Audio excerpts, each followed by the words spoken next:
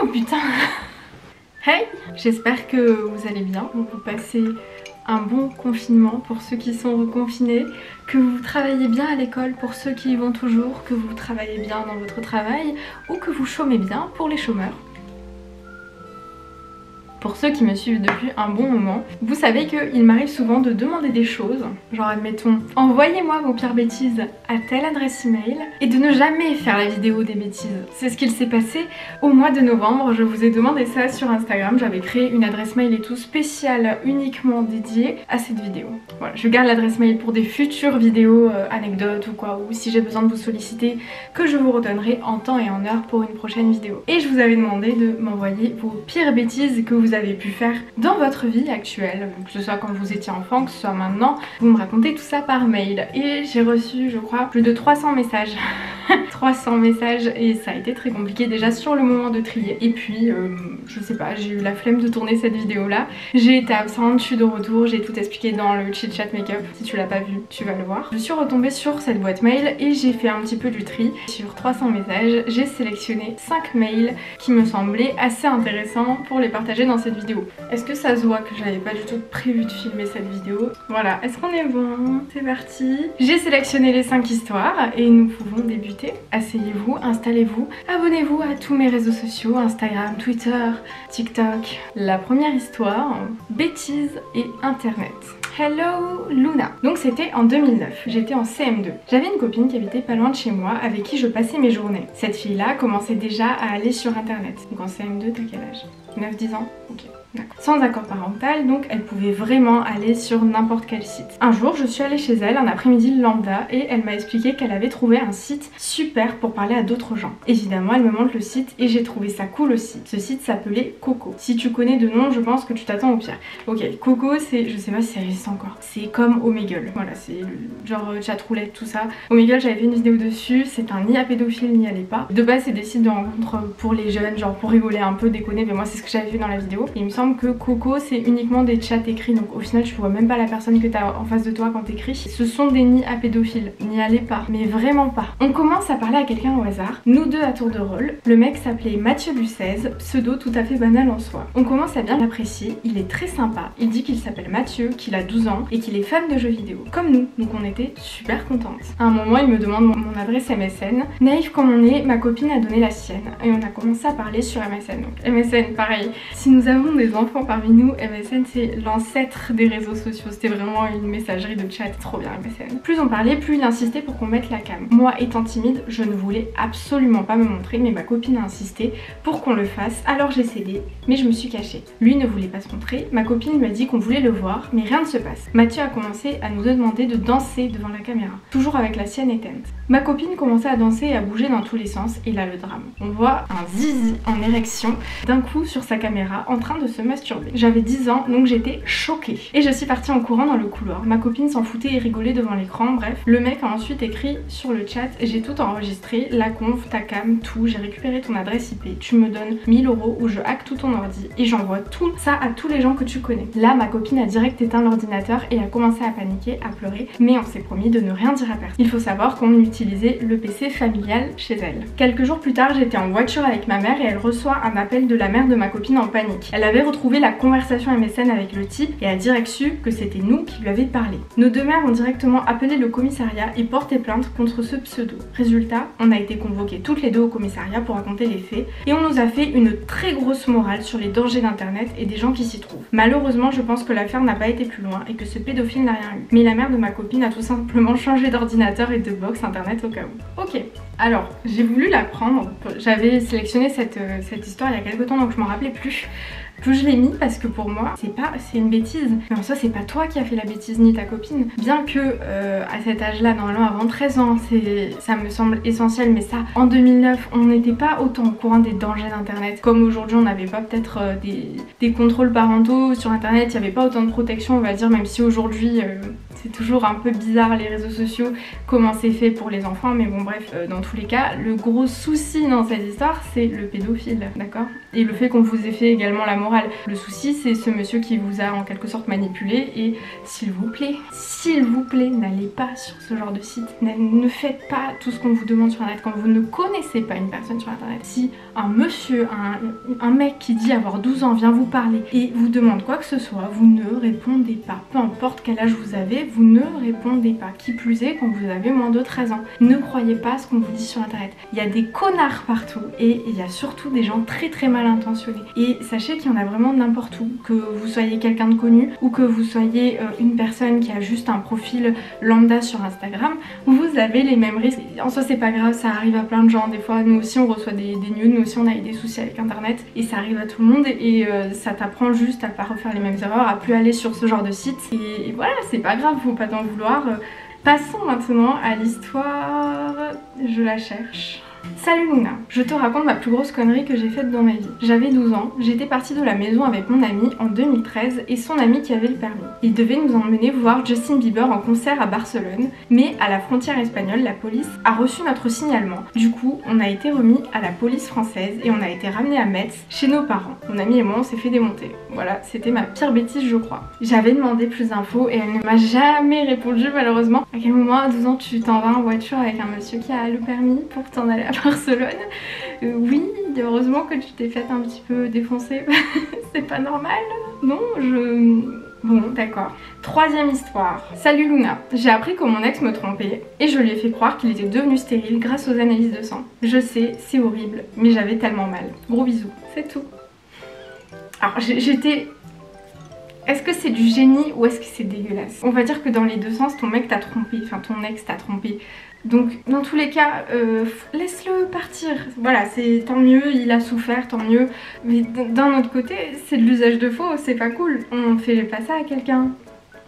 Ok, t'as fait une bêtise et t'as extériorisé, on va dire, ta colère que tu avais contre ce chien de la casse qui t'a trompé. Tu as bien fait. J'espère que ça t'a fait du bien d'extérioriser ta colère de cette manière. Et j'espère que tu as fini quand même par lui dire que c'était pas vrai, que tu as trafiqué quand même un document officiel. J'espère que si t'es encore en contact avec lui et que tu lui as pas dit que c'était pas vrai, dis-lui que c'est pas vrai. Mais insulte-le au passage parce qu'il t'a trompé, mais dis-lui quand même que c'est pas vrai.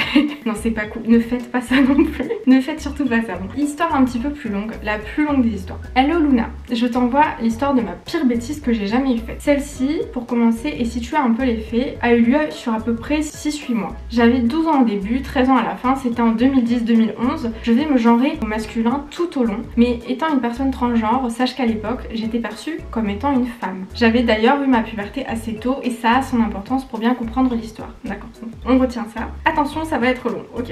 À l'époque, j'étais très fragile psychologiquement. Je vivais 3 deuils à la fois, mon pauvre.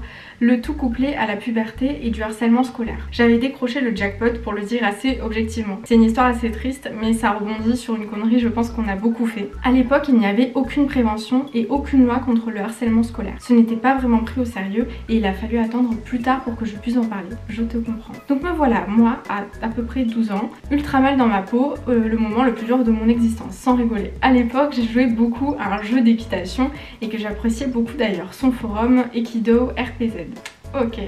Au fur et à mesure du temps, ma dépression devenant de plus en plus forte, j'ai fini par m'y enfermer. Je passais littéralement plus de 3-4 heures par jour sur le forum du site internet et je m'occupais de mes chevaux virtuels. Ça me permettait de tenir, d'aider des joueurs à jouer également. Ça compensait les interactions que j'avais plus dans la vie réelle. Au fur et à mesure du temps, ma dépression devenant de plus en plus forte, j'ai fini par m'enfermer dans ce jeu. Si tu n'as jamais joué à ce jeu, pour résumer, la grande mode c'était ce qu'on appelle la course aux étoiles. Le but étant de progresser rapidement une race de cheval dans un assaut dans le jeu en faisant une sorte de ce qu'on appelle du bluff. Plus le potentiel inné du cheval était haut, plus il y avait des tours. En gros, il m'explique comment fonctionne le jeu. Et pour avancer plus vite, il fallait des points de vieillissement auxquels on accédait en faisant des actions dans le jeu ou en les achetant. On pouvait également acheter des objets pour les faire vieillir à l'infini, les bras de Morphée. Ces achats ne se faisaient qu'avec des passes, la monnaie du site, et s'ils n'étaient pas indispensables, ils étaient bien pratiques pour progresser. Ces passes s'achetaient avec de l'argent réel. Ok, donc pour vous donner une idée, parce que je pense que ça parlera à plus de monde, je sais pas si vous avez déjà joué à Movistar Planet et par exemple pour passer VIP ou pour s'acheter des vêtements ou quoi, des fois on avait besoin de petits passes qu'on payait avec notre téléphone, avec notre carte bleue et tout, et ça nous permettait de pas attendre 30 000 ans. Et sur plein de jeux comme ça, genre Amour Sucré, Ma Bimbo et tout, c'était comme ça que ça fonctionnait. On nous recommandait pas de prendre la carte bleue de nos parents pour payer ça, bien sûr. On avait donc des associations de meilleurs joueurs de jeu qui t'encourageaient déjà à dépenser de l'argent réel pour progresser dans le jeu. Fallait payer en soi pour avancer. À cette époque, on avait des forfaits bloqués. On dépensait notre crédit de téléphone et ça s'arrêtait là. Ouais, je me rappelle, c'était comme ça que ça fonctionnait. Cependant, ça devenait tout à fait ok dans notre tête pour payer pour un jeu internet en tant que mineur. Je m'en rappelle, c'était parce que moi j'étais une grande joueuse de Movistar Planet et tout, c'était hyper courant de payer avec ton forfait de téléphone parce qu'avant c'était des forfaits bloqués, donc t'avais, je sais plus combien tu pouvais te dépenser sur ton forfait de téléphone et tu pouvais payer des trucs dans le jeu, c'était hyper courant de le faire et je connais plein de gens qui le faisaient. Les choses ont ensuite changé pour moi. Un autre objet du payant du jeu, c'était des cornes d'abondance. Tu payais ça un pass. Par SMS, ça revenait à 1,50 €. Ici, t'avais des trucs parfois nuls, parfois très rares dedans. C'était souvent rentabilisé. Bref, du pur jeu de hasard, sauf que j'étais, par mon profil, très sensible à la dépendance et aux addictions. Pour progresser plus vite dans le jeu, j'avais volé les coordonnées de la carte bancaire de ma grand-mère. J'avais tout noté discrètement lors d'un repas de famille. À l'époque, pas de double sécurité fiable. Il suffisait d'entrer la date de naissance pour finaliser un paiement bancaire. Je n'utilisais que très peu ces infos, seulement quand je n'avais plus de forfait, et c'est passé relativement discrètement au début. Tu m'étonnes, c'est ta grand-mère, elle allait pas faire ses comptes tous les 4 matins, donc elle a pas dû voir que tu dépensais 4-5 € tous les mois dessus. Puis le jeu a fait une offre promotionnelle avec des chevaux très rares dans les cornes d'abondance et j'ai plongé. J'ai acheté les passes en boucle pour ouvrir ces cornes, leur contenu était du pur hasard, ça a alimenté ma dépendance. J'ai acheté près de 1000 € de passes la première fois. 1000 €. Car oui, il y en a une deuxième, à base de packs de 30 € les 30 passes. Ma grand-mère a porté plainte, fait opposition et changé de carte bancaire. Ça m'a calmé pendant 2-3 mois. Puis le jeu a ajouté une autre offre de vente de passes. 100 passes, les 85 €. J'ai volé à nouveau ses coordonnées bancaires et quand le jeu a refait une offre de chevaux rares dans les cornes, rebelote, 2000 €. À la fin, c'est le site qui a bloqué les achats et j'en avais été profondément soulagée. Ma grand-mère porte plainte à nouveau. L'enquête avance, on en parle au repas de famille. Je vais me réfugier en pleurant dans une chambre à chaque fois. Car oui, même si je ne le dis pas, je regrette à mort. Arrivent les vacances d'été, je pars en colonie de vacances 2 jours avant le départ. Mes parents m'indiquent que je n'assisterai pas à la dernière journée de la colo car j'ai rendez-vous au commissariat de mon quartier à Paris. J'étais soulagée mais aussi très terrifiée. Mes parents sont venus avec moi. Je n'avais en fait pas vraiment conscience à l'époque des sommes volées, je les ai connues sur place. Me voilà donc devant l'officier de police à raconter tout ce que j'ai fait ainsi que les circonstances. Le climat de harcèlement à l'école, mon isolement, comment j'ai eu les coordonnées bancaires, etc. Avec son collègue qui me faisait des allées et venues dans la salle régulièrement, je me sentais vraiment très mal. Il faut savoir, si vous n'êtes jamais allé dans un commissariat, en général, même quand tu vas déposer plainte, l'ambiance n'est pas très bonne. Alors imagine-toi dans une situation pareille quand tu as 13 ans et que tu es un peu sur le banc des accusés. Je pense pas que ce soit hyper agréable. Je pense pas que ce soit une très bonne ambiance pour passer ton samedi après-midi. Mes parents, qui négligeaient totalement mon état psy, ont compris que non, il ne suffisait pas de laisser pisser. J'étais en larmes et quand la crise est passée, je me suis allongée sur le genou de ma mère, toujours devant l'officier de police qui voyait bien que c'était nécessaire. Ce même officier de police qui m'avait montré une cellule de garde à vue pour me faire pression, il me forçait à parler, qui m'avait montré l'historique complet de paiement et les sommes engendrées en m'insultant avec des sous-entendus, comme si la souffrance ne justifiait rien et qu'elle n'avait rien à voir avec cette affaire. Et là, ce connard de collègue, oui, un de plus, me voyant me lance un magnifique: mademoiselle, vous êtes dans un commissariat. Quand on est là, c'est qu'on a fait des conneries, donc on n'est pas à la maison. Redressez-vous. J'ai finalement eu un rappel à la loi. Je ne sais pas si ma grand-mère a été remboursée. Je pense que oui, elle a été remboursée. Mes parents sont rentrés avec moi à la maison. On est passé chez Flamand en chemin et j'ai catalogué tout ce que j'aurais pu faire avec les 3000 € gâchés à cause de moi. J'étais toujours bourrée de remords. Et le plus drôle dans tout ça, le flic avait également menacé de saisir mon ordi et récupérer les historiques de navigation, même supprimés si je ne parlais pas. J'avais plus peur qu'ils tombent sur l'historique de navigation des sites de cul que je regardais parfois et qu'ils en parlent à mes parents que sur les historiques de paiement. Après tout, ils savaient déjà tout. Oui, vraie préoccupation des adolescents. Maintenant j'ai 22 ans, je m'en veux toujours. Ma grand-mère a désormais 87 ans, elle sait qu'elle a peu de temps à vivre et souhaite nous faire à tous un ultime cadeau. Je n'ose rien lui demander. Ce qu'elle ne sait pas, c'est que depuis mes 20 ans, j'économise pour lui rembourser tout l'argent volé. Je suis à 1600 €. J'espère qu'elle survivra assez longtemps pour que je puisse un jour lui rendre son argent. Je sais qu'elle me demandera de les garder la connaissant, mais s'il y a un ultime cadeau qui me fera vraiment du bien, c'est que je rembourse ma dette. C'est trop beau. T'es trop chou, enfin c'est très gentil de ta part déjà.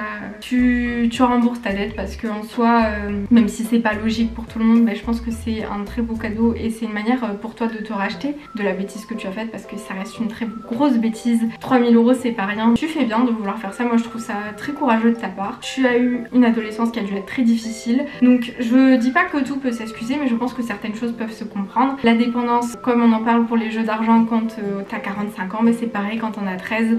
Et si t'as personne derrière toi pour t'expliquer que c'est pas bien ce que tu fais et qu'il faut te faire aider, parce que voir un psy, tu peux en voir un quand t'as 40 ans, mais tu peux aussi en voir un quand t'en as 10. Je pense que c'était une bêtise, que tu t'en es douté par la suite et que tu n'avais pas conscience de la grosseur de ta bêtise. Je suis pas psy, mais moi je te donne mon avis, je pense que ta manière de te racheter est très bonne. C'est très cool de ta part de faire ça en tout cas. Et si j'ai un conseil à vous donner, ne volez pas la carte bleue de vos parents pour acheter des trucs en ligne, et si ça peut te rassurer, sache que t'es pas le seul à avoir volé la carte bleue de ton entourage pour te payer des trucs. Il y en a plein des histoires comme ça, il y en a plein, surtout à cette époque là où il y avait tous ces jeux en ligne et où il fallait payer. Je pense que c'est toujours d'actualité par exemple avec des jeux comme Fortnite. Donc voilà, t'inquiète, c'est pas grave, ne culpabilise, rembourse ta dette comme il se doit, même si après tu dois garder les sous, c'est très courageux de ta part. Nous passons maintenant à la dernière histoire. Coucou, j'ai vu que tu faisais des témoignages pour une vidéo. Alors voilà le mien. Alors c'était il y a 2 semaines pile poil, j'étais chez une copine, je fumais paisiblement à la fenêtre, au premier étage, donc environ 3 mètres de hauteur. Et puis je regarde en bas et je vois que c'est pas super haut en fait. Dans ma tête je me dis, vas-y t'as grave les moyens de sauter sans te faire mal. Du coup je dis à ma pote, je vais sauter pour voir. Elle me dit que je suis folle, de pas le faire surtout. Sauf que bon, j'écoute pas trop ce qu'elle me dit, elle n'a pas le temps de finir sa phrase et bam, j'ai sauté par terre. Sauf que j'avais pas pris en compte que j'étais en chaussettes et que l'herbe était mouillée, donc j'ai glissé et j'ai fini à l'hôpital. Une semaine allongée sans bouger à l'hôpital parce que je me suis cassé 3 vertèbres et je porte un corset pendant minimum 3 mois. Alors la réponse c'est non, je ne pouvais pas sauter. Mais si l'herbe était sèche et que j'avais eu mes chaussures, je pense que ça serait passé. Voilà, c'était un peu long, désolée. Non, t'inquiète. Et bien c'est super tout ça, bravo. On applaudit, félicitations. C'était il y a 3 mois, donc je pense que d'ici là t'as dû retirer ton corset. J'espère que ça va mieux et j'espère que tu ne réessayeras plus de sauter par la fenêtre. Voilà, j'espère que cette petite vidéo vous aura plu. C'était pas des bêtises en quelque sorte drôles, c'était des bêtises pour la plupart qui sont là pour te faire réfléchir. Je pense qu'on a tous fait des bêtises, donc s'il y en a que ça peut rassurer, qui ont fait des grosses bêtises quand ils étaient plus jeunes, ados, ou que vous avez fait une connerie dernièrement, sachez qu'on fait tous des bêtises, qu'on fait tous des erreurs, et le plus important c'est de prendre conscience qu'on a fait des conneries, pas en avoir honte, gardez ça pour vous. Si ça vous fait du bien d'en parler, parlez-en, mais ne vous inquiétez pas, on fait tous des bêtises. Voilà, j'espère que cette vidéo vous aura plu, je vous dis à très bientôt. Je vous fais des bisous de loin parce que y a le Covid quand même. Prenez soin de vous, venez me follow et au revoir.